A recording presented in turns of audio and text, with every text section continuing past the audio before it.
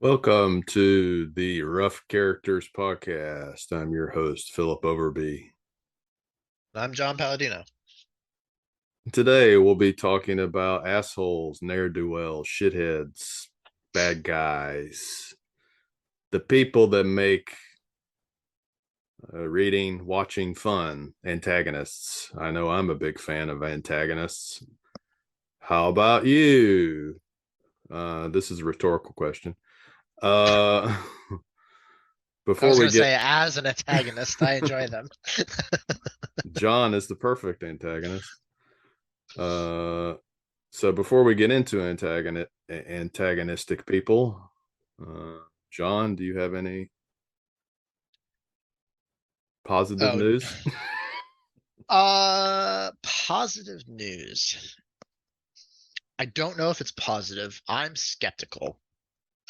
So have you heard of the Gears of War franchise? Yes. Well, Netflix just recently announced that they're going to be making a animated TV show, which I could care less about. I'm not an animated fan, but they're also making a live action movie. And I don't know, could be okay.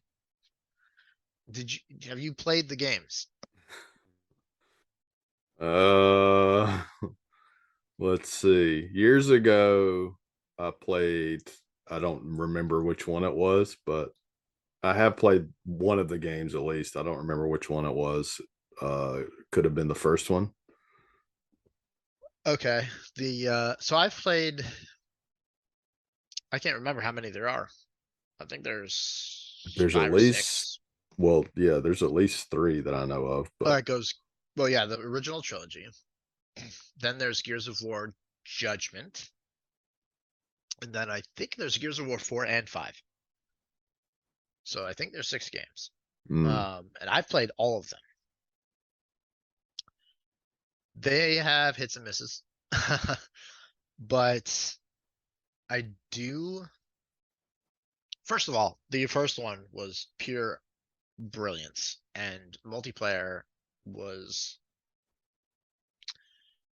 maybe the best time I've ever had playing online, just ever. It was so much fun because A, I had a lot of people that I played with online, but B, the way that the lobby worked online for Gears of War was so cool because they had the two sides. A lot of games have the two sides, and you're usually randomly assigned. But in the original Gears of War, it brought you to the lobby, and then you could like pick which side you were on. So some matches you would be spamming like the button left or right, depending on which side you wanted to be on. But other times, if you were playing with a really cool group, because it kept you in the same lobby, so the same players kept playing together unless they left. And then if you were talking on your headset, which I don't do anymore, but this was like back when that was like new and everyone was doing it and it was awesome. You kind of like be like, okay, that was fun, but let's change the teams. I'm gonna go over here, you go over there, and it was just a lot of fun. Uh, do I think Gears of War has a good story? Not particularly. Um, mm. I think the original trilogy was actually really good in some ways. I think as an adult now, I might think they're a little tropey. But it's kind of hard because I haven't played them since I was a kid. And when I was a kid, there was a lot of really cool moments. I mean, it was a very grimdark type story and world. So if Netflix nails the movie, I think it could be spectacular. Do I think they're going to nail a Gears of War movie? No, no, I don't. I just uh, think video game movies are often just so bad. I can just kind of predict what the movie's going to be. Yeah, did you see the Doom movie they made like way back in the day? No. It had The Rock. It was awful. That's exactly how I kind of feel like this is gonna go. But I like The Rock, but oh, see, I hate The Rock. Um, I'm but a I'm a pro wrestling person though, and you hate pro wrestling, so that's fair. I just think he's a really bad actor. Very one note. I Um, like him. Like I like him personally a lot. Like his when I see interviews and stuff with him. yeah, I would agree. I think he seems like a really cool dude. I just think he's been typecast and he's always the same. Like he has two roles, I feel like. The serious strong man, Bruce Willis type clone, or the goofy big dude. And both of them I don't think he plays particularly well when you compare it to hundreds of other people that do the same roles, and I think they do them better. But yeah, I think you're right. I think he seems like a really cool dude otherwise. I think to me, maybe this is maybe this is a hot take. I don't know. We're all about hot takes. To me, Gears of War just kind of seemed like a copy of Halo. Hmm. Like Halo was really successful, and then Gears of War came out, and it was like I don't know. I think I that's couldn't tell you the difference between the story. all right. So I'm gonna drop a bigger hot take, a big bomb. I think Halo's like the worst game ever. I hate those games. Couldn't stand them. I didn't like the story. I thought the gameplay was awful. It wasn't my type of first person shooter. And I love first person shooters. It's just Halo never resonated with me, which is odd because it came out at the perfect time and I should have grown up loving it. It just never connected. It's kind of like Battlefield was the same. I just couldn't get into it. Uh, but from what I know of the basic Halo storyline, which is very little, I think you're right. I really do. It's very close in storyline, I think. Personally, I'd say Gears of War did it better, but that's my own bias. And I prefer the world of Gears of War, the gritty post-apocalyptic world, where Halo felt a lot more like uh teenager-esque. Yeah, maybe like Halo is like Rings of Power, and Gears of War is House of the Dragon recently. In terms of feeling, I think yeah, but I don't think Halo's probably as bad as Ring of Power. I don't know. Although I heard the TV show Halo was just the worst thing ever. I, Yeah, I I never that's saw it though.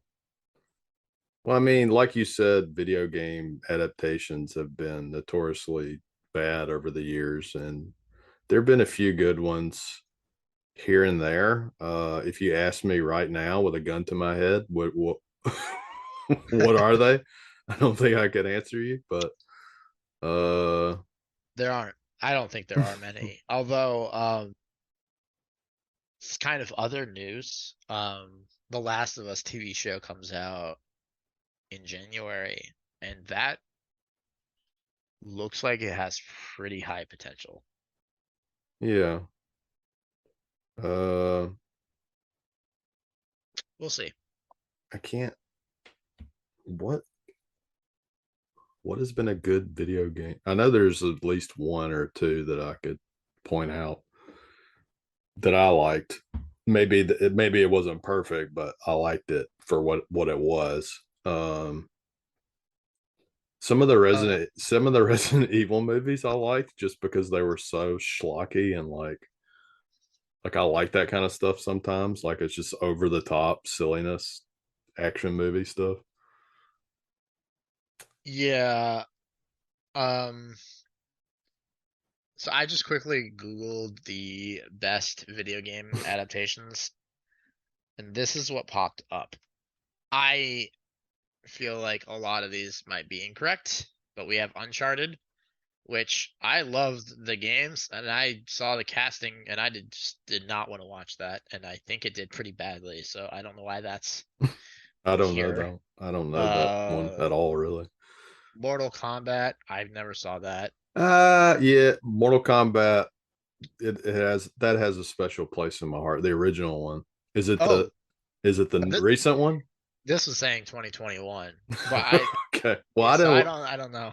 I didn't like that one as much. I like the original again because they were just schlocky, like funny and Yeah, like in a bad way kind of thing.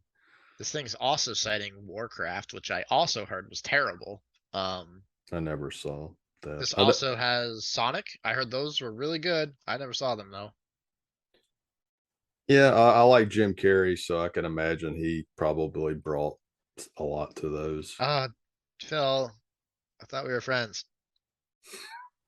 What? I hate Jim Carrey. Well, what's new? You're antagonistic. I know.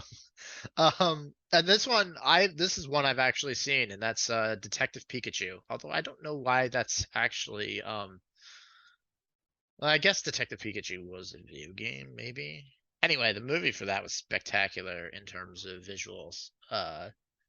Story was very mediocre, as you would expect, I think. But it's not really about the story. I mean, just live action Pokemon, pretty mind blowing the visuals in that movie, I think. So I guess I'd have to say Detective Pikachu was a win. I'm sh- Okay. that's Detective Pikachu. the only one I can think of. I'm scrolling through these and there's just nothing. Ugh, Doom. Terrible Well, movie. Oh, Tomb Raider. What about that? Did you like those? I hate Tomb Raider as like everything about it, games and movies and shows and whatever. I But don't that was think a popular one. I don't think I ever saw those. Okay, fair enough. Um, yeah. So speaking of never saw those, I'm probably going to list a lot of antagonists that you've never seen or heard of before. Oh yeah. Quite possibly. Are you a fan of horror movies by any chance? Uh,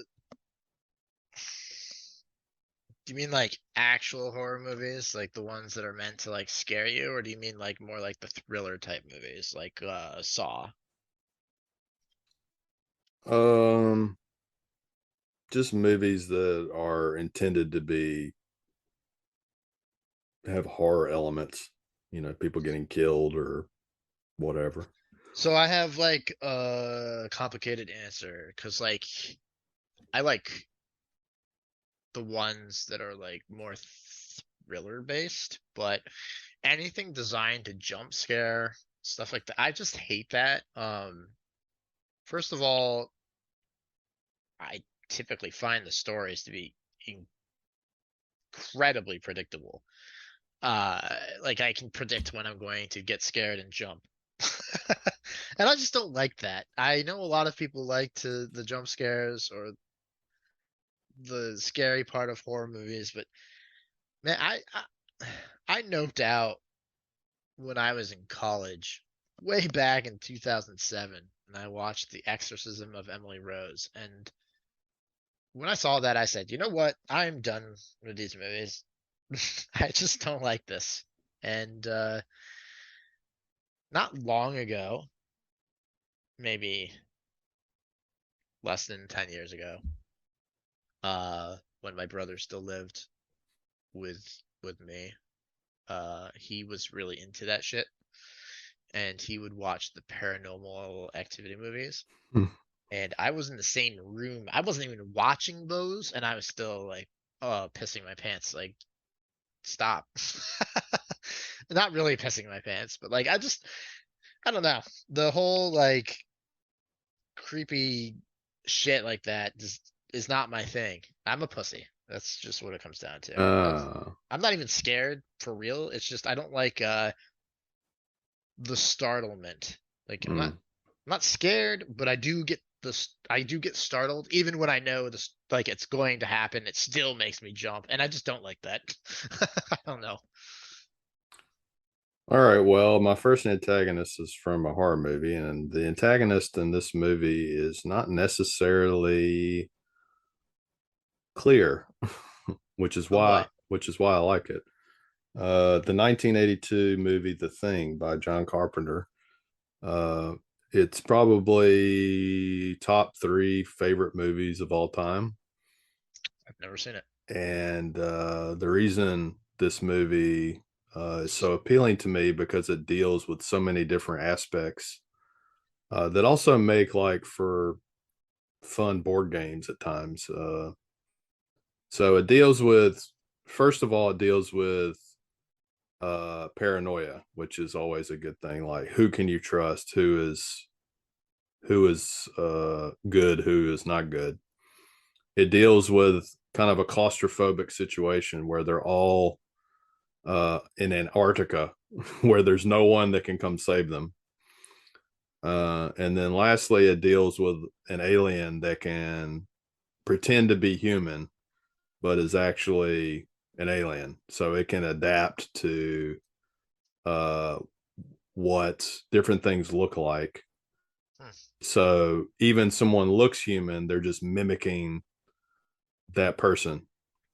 So the movie is one of my favorites because it just deals with so much of like the physical horror of like when the monster's revealed, because it kind of like transforms into the monster but still has elements of the human. So it has, there's one scene where a person's head falls off and it's like grows spider legs and runs away. It's just like really grotesque, disgusting stuff. um but the grotesque weird stuff, I like, but the main reason I love this antagonist so much is because it's one of those antagonists you can't reason with, or you can't see. So I like that feeling in a story or a movie where it's like something you just have to get away from it. Like that's the only way you can survive. You can't really kill it because it can take all these different forms. And then the classic scene at the end of the movie is they blow up this station, and there's like no more heat or anything, so they're just two guys sitting in the cold, and they're looking at each other, and like they don't know if one or the other one is an alien or whatever, so they're just sitting there looking at each other, and they're just going to sit there and die in the cold. And maybe one of them is the alien and will kill the other one, or maybe they'll both just sit there and die. um but I love those kind of stories where it's like the unknown antagonist, or the uh kind of the supernatural antagonist that can't be changed, and that affects other people and makes them crazy.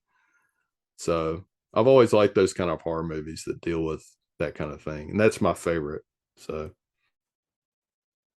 not a typical antagonist, I know, but Yeah, that, no, really. that's what I chose. I'm much more basic, I guess. You're basic.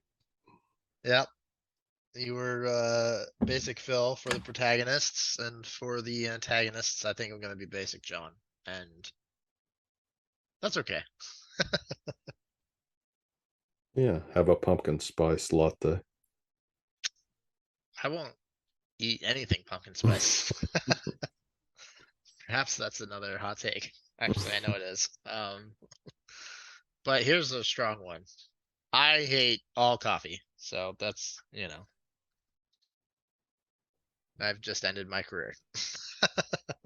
Good for All right, you. so my favorite antagonist of all time.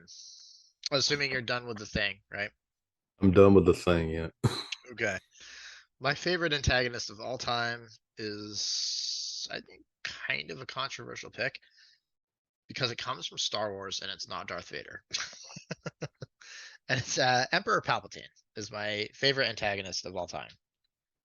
And Yeah, I know it's kind of a hot take, but I love him because he's so brilliant and he's really good at like manipulation and controlling things. And then the actor is just so good, I think, at playing him. Okay, crucify me. Why is this a terrible decision? Well, for the protagonist conversation, I said Ned Stark, and Ned Stark is like the basic dumb, dumbly good character, right? Well, to me, Emperor Palpatine's like the dumbly evil character. I don't think Like, he's dumb. like, how could he not? If he's so powerful, how can he not see that like Vader was going to toss him into a fucking pit? Or how could he possibly think Luke was going to turn to the dark side? It's like, to me, he's just so stupidly evil. He doesn't see anything clearly. Fair. Maybe he's smart, Okay, but so he's just stupidly evil. Like, I'm more, so evil. yeah, more hot takes. I like Emperor Palpatine more in the prequels. And obviously I like the prequels more than the original trilogy. That's never been something I've hidden from. But his performance as the senator and then his turn to the emperor is just really where that comes from. In the sequel trilogy, or in the sorry, not sequel, the original trilogy, um, he is fine. You just don't see him that much. Yeah. In the sequel trilogy, he's goofy, stupid, and pointless. So, but we don't talk about the sequel trilogy. So, Well, one of these days, I think we should. oh, Phil, do people really want to hear me go off on that? Because I could just that makes me heated. The sequel trilogy, it just I hate it so much. It Well, I think what happens with Emperor Palpatine in the sequel trilogy, like, is so dumb, and everyone hated it. But it's like the reason they did that is because Emperor Palpatine's a shitty character anyway. To me, he's just like he's he's just there to be evil. Like, oh, what's the greatest evil in the universe? It's Emperor Palpatine. yeah, I So, think that's definitely how he had that feel in the original trilogy. I feel like there's a lot more substance to him though in the prequels. well, the prequel trilogies to me, were just boring. But like You crazy. Emperor Palpatine was slightly more interesting as like a developing character in those. He wasn't just stupidly evil. You could see he was trying to manipulate people and stuff. Yeah. But when I think of Palpatine, I don't think of the prequels. I think of him sitting in the chair and going, "Take the saber and join me." Yeah, that's funny Whatever. because when I think about him, my first thing is like Revenge of the Sith. I think it's the first thing I think about. And then the second thing I think about is probably a Phantom Menace when he's like the senator. And then I'm like, oh yeah, and he was also in the original trilogy. Because he's just such a well, he's not in two of the movies, right? He's not in A New Hope. I think he's only a hologram in Empire Strikes Back. Yeah. And then you see him in Return of the Jedi, and yeah, stupidly evil in Return of the Jedi for sure. I think that is not something I could argue. Yeah. So for me, like, Palpatine is like, um, to me, he's like a chaotic, evil, stupid, uh, blinded by how evil he is. I'm so evil that I cannot see anything except other people should be evil. You should also be evil. Yeah, I have a much more nuanced opinion, but again, that's coming from someone who really loves the prequels and Yeah. thinks the original trilogy is fine at best nowadays. I used to have a much higher opinion on them, but they, Mm. just the story has not aged well. It's so regular, with the exception of the one major twist. I mean, everything about it is so regular, I guess. I'm amazed at how many people love the original trilogy as much as they do. Um, Well, it's a perspective thing, I think, because I've heard a lot of younger people, probably in your age range, like the prequels more than the original trilogy, probably around 30s, that age range, whereas 40s, 50s all love the original trilogy, but they hate the prequels and they probably hate the sequel trilogy also. I don't know. It's mixed let's opinions about let's that. just put this out there into the universe. Anybody who actually thinks the sequels are good, well, I have harsh words to them, and I'm not going to say them here. I just So don't think that you can seriously like the sequels and also have enjoyed Star Wars before the sequels, because I feel like the sequels really kind of tear apart all of the stuff that came before. And like, it's fine if you like the sequel trilogy. I just don't understand how, if you like them, you have liked all the other Star Wars too. It kind of wrecks all of that, I think. Although I guess people used to say the same about the prequels when when they were fans of the original trilogy, but yeah. you know, I guess it's Well, all perspective. my next pick is kind of a hot take on perspective also. Let's hear it. Um so Final Fantasy, we both love Final Fantasy, right? But we Yes. probably disagree on uh which is the best or which is the worst or whatever. Um we won't get into that today, but when I was thinking of Final Fantasy, I was always thinking like my favorite villains or favorite characters and stuff like that, just in general.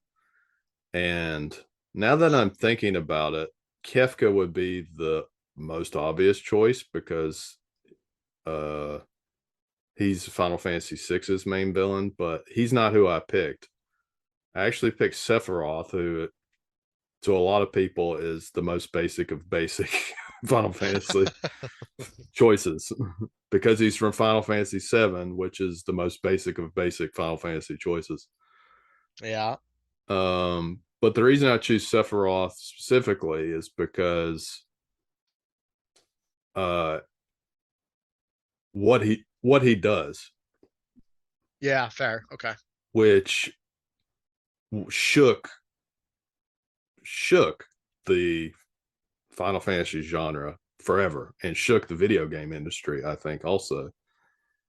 Which spoiler, he kills one of your playable characters during the game, which threw everyone for a loop, especially because Aerith or Eris, whichever you say, but Aerith was the original Japanese name, but when they So hard translated for it, me not to call her Aries though, because like, yeah, that's what it was originally yeah, in the translation. But she was a beloved character, and a lot of people kind of saw Cloud could end up with her or Cloud could end up with Tifa, and it was kind of like she was the innocent, cute one and sweet one, and a little yeah. sarcastic, and Tifa was kind of the tough childhood friend. So, but as a story element, when Sephiroth just flies down from wherever he comes from and just like impales her, like collectively, you heard millions of geeks around the world cry out, "Ooh!" And that was such a Yeah. huge moment because it was like for years you would see how can you get Aerith, how can you get Aerith back or whatever. You can't. She's dead. Yeah. I guess That there are game mods or something. I don't know. the game came out when I was in can't remember exactly when, but I was in my high school. My high school started at seventh grade, and I think it was like around seventh or eighth grade when that game came out.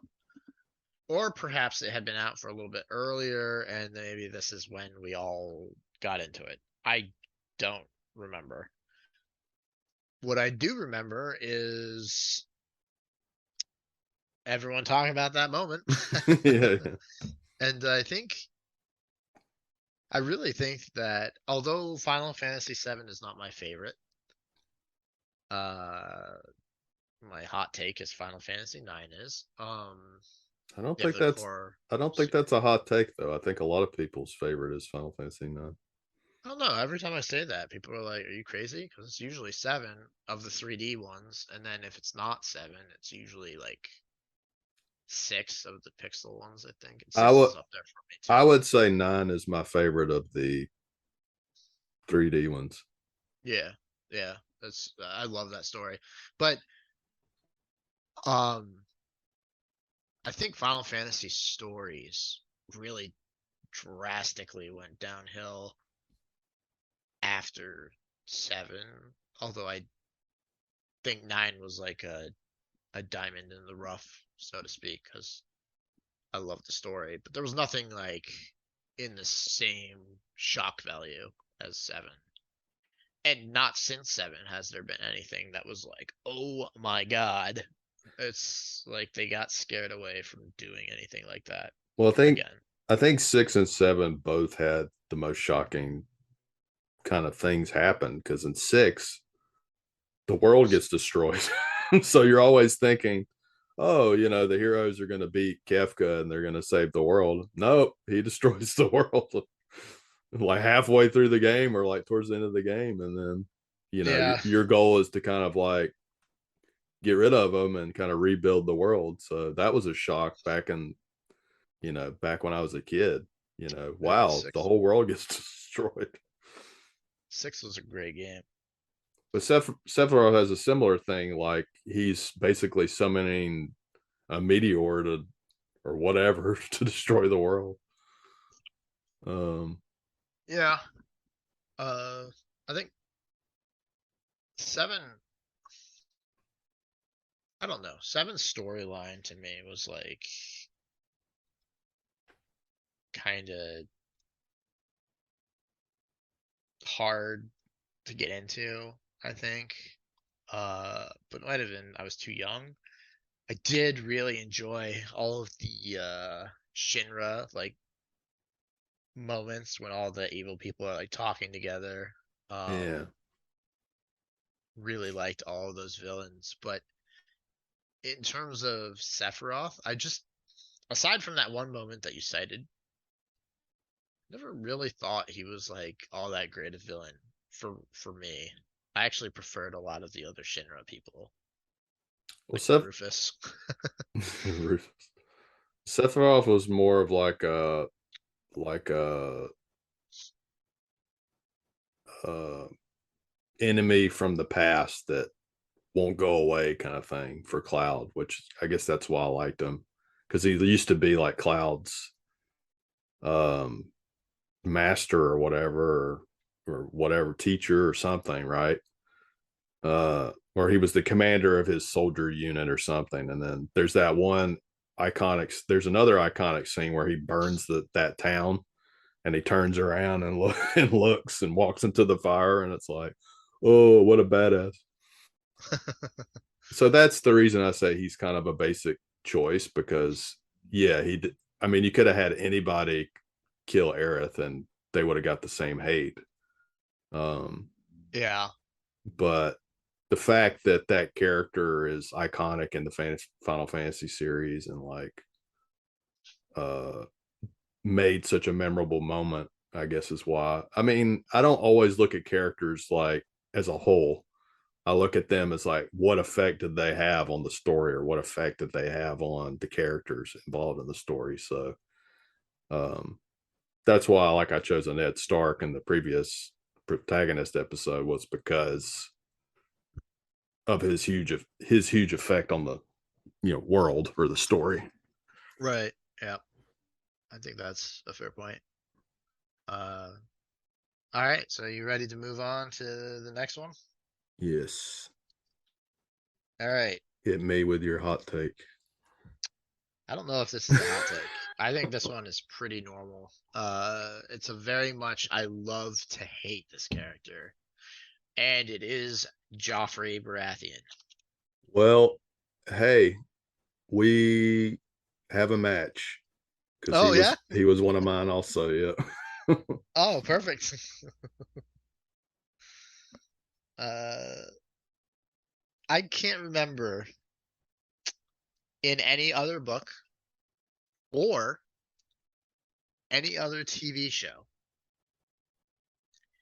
actively hating somebody more than Joffrey Baratheon, but in such a good way. I know a lot of people like actually hate him and despise him, but for me, if a character can make me feel that hatred, they're immediately one of my favorite characters of all time, personally.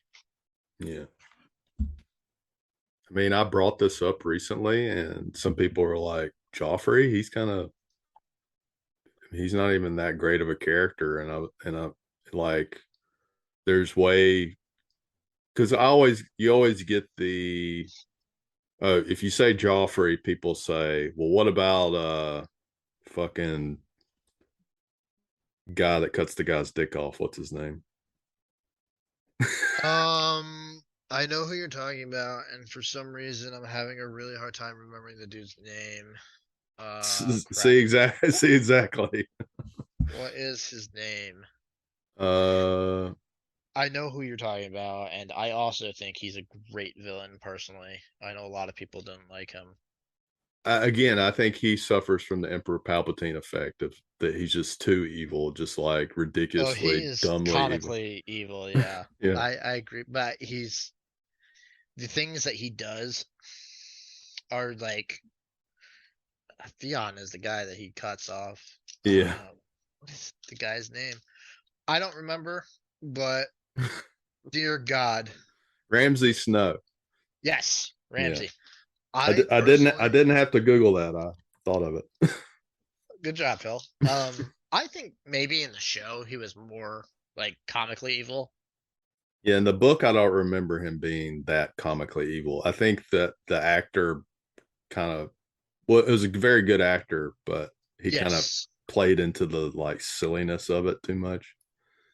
they did. Yeah, I think the show made him like excessively evil, which is fine. I don't mind the change. I think he was played spectacularly, and I loved that villain. I just think in the book he Joffrey's, felt a bit more not justified as a villain, but like less I'm evil and yeah. more like I have actual motivations. But in the show he had motivations, it just didn't they didn't seem as strong, I don't think. Joffrey to me is like a good choice because he does seem kind of a basic choice, but he's like that guy that's at your school that's just a dick to everybody and you just want to slap the shit out of him. And he does get this like Tyrion slaps the shit out of him a couple of times. Yeah, but it's like the principal's kid. Like if you hit him, you're in Yeah. trouble. Yeah, yeah. So he fits that perfect thing of like the bully that finally gets power and like, oh, I'm gonna throw my weight around and just treat everybody like shit. And even before he gets power, like, he has is it Sansa's wolf? Not Sansa's wolf. Arya's wolf Yeah, that gets no, no, killed. no, it's Sansa's. Oh, okay. Um, yeah, so that's the first kind of you see Oh him, man. you And know, then Ned doesn't stop that, and you're like, you asshole. yeah, again. Well, his dog shouldn't have bit not dog. The wolf shouldn't have bit him. Yeah. I mean, that's a fair point, but at the same time, it's been a while, but I think the wolf was defending her. Yeah, it was, yeah. Um that's another interesting thing about Game of Thrones is all the wolves. That'd be interesting to talk about sometime, but as far as like Joffrey goes, uh yeah, hated in the book, and I think I openly celebrated when he got killed in the book. And but then on the TV show, I could see, all right, everybody hates this guy that's watching the show, and some people don't know he's going to get killed. And I just remember like watching like YouTube reactions, like when Joffrey gets killed, and people are just like, "Yay!" Yeah, that's funny. I actually have the opposite Yeah, opinion that you have. I was sad when he got killed. Actually, well, I was happy, but I was also sad because I knew the story lost a good character. That Yeah, I was so depressed when he died in the book and in the show. I just liked he was so deliciously evil in all the right ways. I hated all the bad things he did. Don't get me wrong. I always felt terrible for the things that he did. But I also don't know that anyone really captured villainy in the same way. And once he died, it was just like yeah, we lost something. it, And it it the show lost something for oh sure. the show took a drastic turn. It didn't like become bad, but it was just like with Joffrey added so much to that show. It was insane. I don't Yeah, know. Joffrey and Tywin Lannister really in the show, like I don't know what. Just the acting was so amazing for both those characters. yeah, And I think the show just really was lost for a villain once they were gone. And they never really recaptured it. I think like we mentioned Ramsey earlier, like he tried, but it wasn't like the same. yeah. And then there was Stannis. Uh, you know, He just never felt like a villain. I mean, Stannis was kind of a pathetic villain, though. Like he's Yeah. just like a loser. And I don't know if it was the acting or the direction or if it was the source material because I always thought Stannis was really boring in the books too, I guess.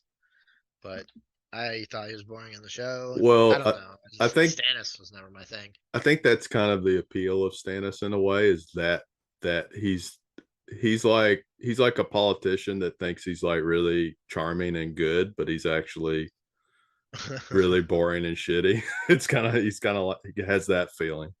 Yeah, Like no one's gonna follow you, Stannis. Just give up. right. um, but the show, I mean, the show and the books, of course, have so many great characters. It's hard to pick one, but I think it's interesting we both picked Joffrey because uh, some people might have chosen Ramsey or some other smarter Yeah, Tywin. type character. Yeah, Tywin, mastermind kind of character.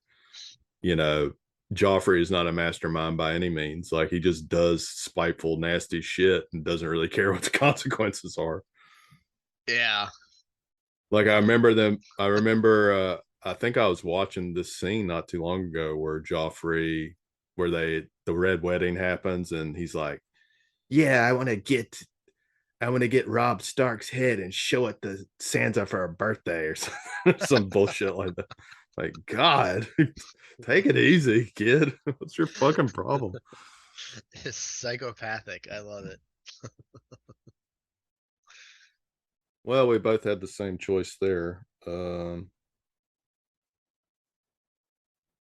think that's probably all we can get to today. So I think we might do an antagonist part two then, because I still got several I would like to talk about more. Yeah, I still have three. Yeah, so let's put a pin in that, and maybe we'll do a part two with protagonist and antagonists next time, or we may do two separate episodes again. Oh no, we Uh, didn't really get through many on either. We might have to do two separate episodes. yeah, I mean, this is a topic that we could probably both go a long time on. So, just getting through several of them in one episode is kind of difficult because there's so many great characters in the world, fantasy, sci-fi, and other things. So for today, let's move on to My antagonist for today is who or what? Yes. Today, our wizard will be fighting a Cyclops. So Cyclops is an interesting choice because I don't know what distinguishes a Cyclops from any other kind of Like a giant? giant. Honestly, I don't think that D&D knows. Um, Does it have any special ability or anything? I don't think they have any differences from a giant other than they're like more powerful, like their stats are a bit stronger. Uh, they have poor depth perception because of their one eye. No. And I think that's like literally the only change. I haven't compared the two, but like I don't know. So did we agree that invisibility is a banned spell? Yes. Because I can exploit that way too easily. Yeah, I think we did. Okay. Um, I was just curious about giants if I was speaking correctly. They might actually be similar challenge rating. I was thinking, Oh, actually, giants are way more strong, like way stronger than Cyclops. So it's okay. actually the opposite way. I think I was thinking of ogres, maybe.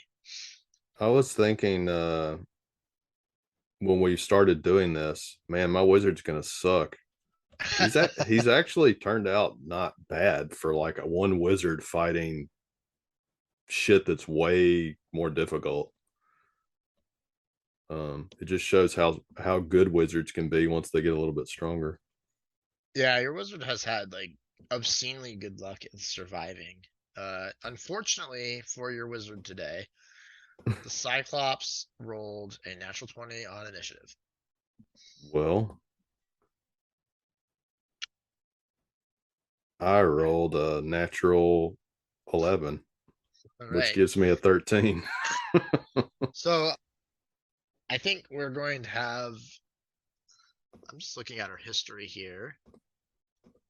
And oh, okay, I forgot. The last time you fought was the Wyvern, and you lasted one round for that. So Yeah, the you're wyvern. kind of on a downturn here because the Cyclops has he makes two attacks with his great club, and they are at a +9 attack here. Jeez. 22. Well, that's a hit. Yeah, and the damage is ridiculous. It's 3d8 +6. Might kill me in So one hit here, actually. yeah, and if he doesn't, he gets another attack. 17. Hey, whoa, he actually survived. I survived one hit. Yeah, All right, well, he gets a second attack, so I think that's a hit. that's a 19. hit. Yeah. All right. I think even if he rolls minimum damage here, I think you're dead. 22. Yeah, you're flattened. All right. So we've both been flattened here recently. So we may have to decrease our challenge rating Challenge for next rating. time. All This right, is so you this was a 5. he's a 6. Oh, 6. Gee. Well, your character is a level higher than mine. Yeah, I'm a 4. Yeah, so I went a little higher the last few times, but clearly not not doing too well there. So you survived one round, meaning you get a mundane item. Yeah, I didn't get to do shit. Yeah. Do you have that link? Yes. Remember to change the challenge rating to 6. All right. Let's see what bullshit I get this time. Bullshit. Well, I accidentally hit generate 2 times, That doesn't matter. but It's we picked the first thing. I do the first thing on the list that isn't money. We don't include all the things, just that first thing, first Right. item. Yeah, that's what I do. Yeah. Well, holy shit on a cracker. What? I got a smoking pipe also. Oh my God. Are you serious? Yeah, because I hit generate twice, so accidentally. Oh, wow, that's hilarious. So, Let's smoke our pipes together. yeah, that's funny. We both All got right. killed in one round these Yep. last two encounters. So fitting. Like protagonist and antagonist. We both get died in one round. We both got a smoking pipe. Yeah. I like that.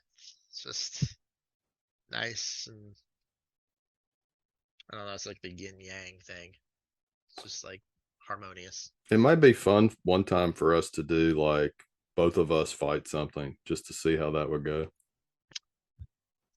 Oh, like a duel. Yeah, like we're like maybe there's two enemies and we're both fighting at the same time or something. I don't know how we would do that, but I don't either because one of us would have to like. Well, one of us could use both mm, characters and one of us could use the monster. I don't yeah. know. Be hard to do it if we're both controlling the players because you have that. Even if you're trying to be not biased, you're going to be somewhat biased in favor of the players since you're also a player. I think it'd Well, be. I don't know. It's hard to say. yeah. Anyway, the troll and the cyclops killed us very easily. Yes. So, speaking of easy, here's a good segue. If you like the episode, let us know and tell us if you like our hot takes or not, or our cold takes, whichever you think. And if you are interested in picking up a new book, try out The Trials of Ashmount by John Palladino. And then if you want to see more content, negative8-hp.com. And you can find us at Grimdark Fiction Readers and Writers on Facebook, where we talk about things that are probably more grimdark than our choices for protagonists and antagonists, or at least my choices. Until next time, go watch the Star Wars sequel trilogy. Yay! Oh no. Yay!